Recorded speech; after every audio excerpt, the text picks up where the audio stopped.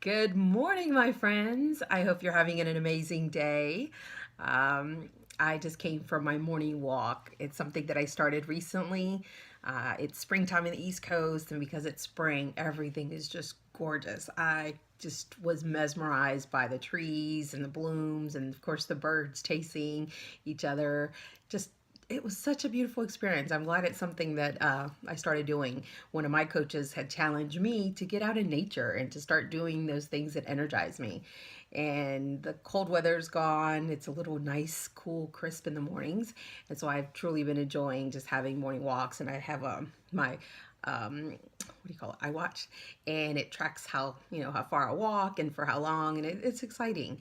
And it also gives me some just really good clarity time to think through, what is it that I want to accomplish today? What is it that the, day has in store for me? And this morning I had written my blog on my personal page around failure. And it was inspired by something that someone else had written. And it helped me to reflect one of the biggest failures that I had in my life. And first I want to, just share a quote with you. And I saw it on one of John Maxwell's books, and it says, expect to write your story in pencil, one that has an eraser. Expect to write your story in pencil, one that has an eraser. And that helps me to think about a short period of time in my life, and I call it short because in the span of my life, it was only about 5 years. And I invested into a business. I bought into a franchise business that after I had worked in corporate America for almost 15 years, and I thought, okay, I want to be a mom, so I'm going to step away from being, a corporate executive. I'm going to go out and be a mom, but at the same time, I'm going to have a business. And so I had heavily invested into a franchise business, one that I had done extensive research, interviewed the other owners who had it. I mean, thought I did all my due diligence. This business had been around since 1941. It was on its third generation. I thought, I'm telling you, I was a betting person and I bet it all. And sadly, it didn't work out. And it wasn't through anything that I specifically did because I've always worked at a very high level, very high energy. I'm a very diligent person.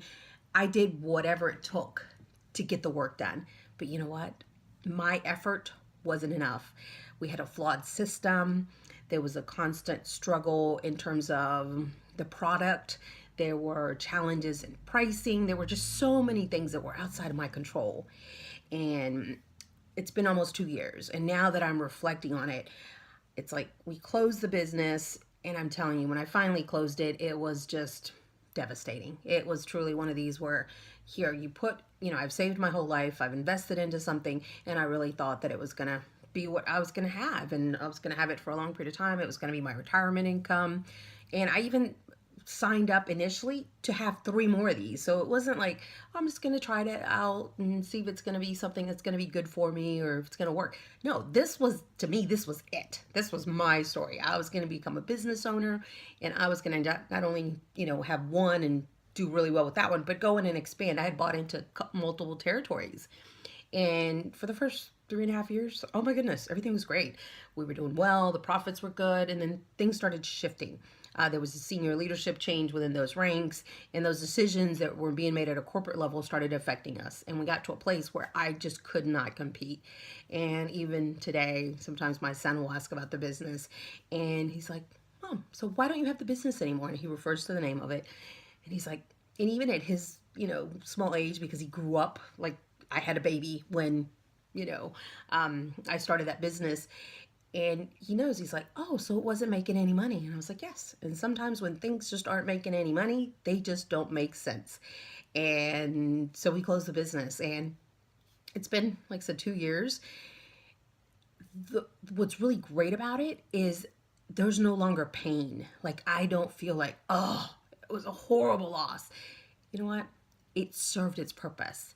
And what it allowed me to do is to rewrite a new story, to begin to create a new story. So, as I shared with that quote, in pencil, I'm glad that I wrote that because for me, it was, I had that written story and literally it was going to be the one.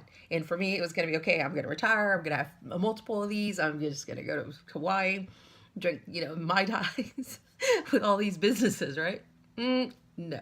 And so now I get to pick up the eraser, erase that, and create new stories, create new opportunities. And that's what brings me to the work that I do today. I'm a coach, and exclusively I work with people, and I love high performers. Like, those are the people that I really come alive with, because they already are doing well, but there's limiting beliefs, there's a few things here and there that all we need to do is tweak to get them to that next level. And those are the ones that do the work. Those are the ones that if I should say, okay, well, let's talk about this, or let's talk about your accomplishments from the previous week, etc. You know what? They're doing the work. So not only are they investing their time, their energy, their money on themselves, but then they're seeing the results of doing the work. And so that's probably the biggest takeaway that I want you to have today is, what is it that you are doing today that you could truly be maximizing, because you're source, because you have every bit of potential to do more than you're doing today. And sometimes you just need someone like me to believe in you.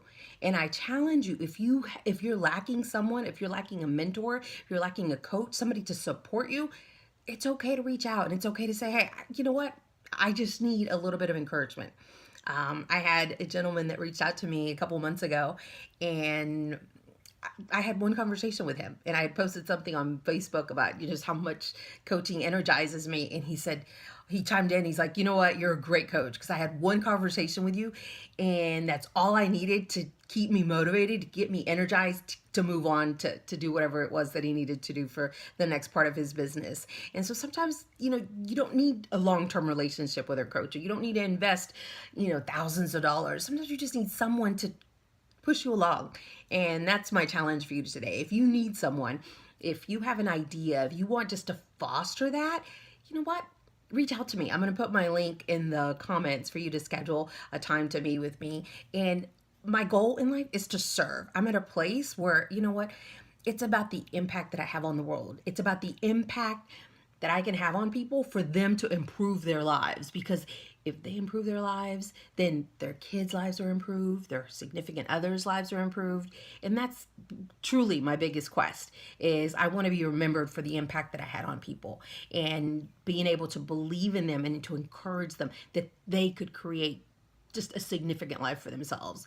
And that's ultimately why I'm showing up every day, while I'm trying to do these YouTube videos. It's still new to me. I don't have a huge audience, and that's okay. Because you know what? As my mentor tells me, he's like, you got to get good. And it may be a whole year before someone hears this, and that's okay. Because I'm stepping out of my comfort zone. I have a voice, I have a message, and it's one of hope, encouragement, and to truly help you to believe in your capabilities, to help you believe in the possibility of something so much bigger than you could ever imagine. Because that's the kind of life that I live. Even though I failed, I've learned from that. And those are mistakes that, I don't want to make a second time. And there's a lot of things that took place as I dealt with that loss. But now, as I'm building my new business and the strategy that I have for what it is that I want to achieve, oh, it's so much clearer. And there's things that I want to do that are significantly different than what I did before. And that's where I love to be able to share this message with you. And if I can in any way support you, I challenge you, reach out to me. Don't be a stranger. All right. Be blessed.